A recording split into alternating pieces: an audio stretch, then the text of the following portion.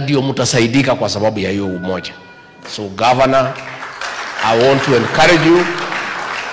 to encourage you to continue providing leadership so that Embu County speaks as one.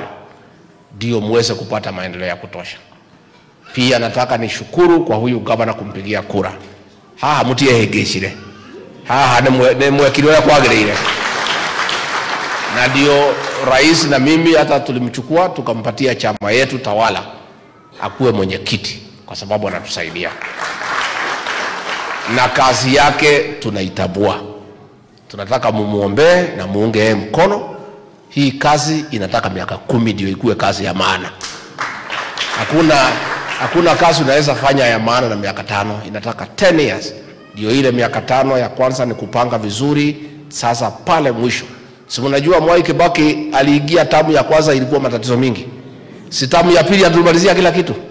So tunaomba vile mpatie Rais William Ruto miaka yake 10, hata huyu Karinda mpatie yake 10, apange kazi ya Embu, apange vizuri, sisi tumuunge mkono. Si ndio? Yeah. Hata huyu Mundigi huyu aendelee, iko shida. Si aendelee.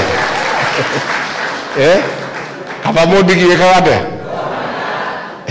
Huyu jamaa, so unaona vile anakaa smart siku hizi.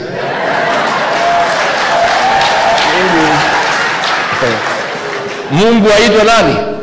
Si mtu alikuwa chini sana? Si alikuwa chini?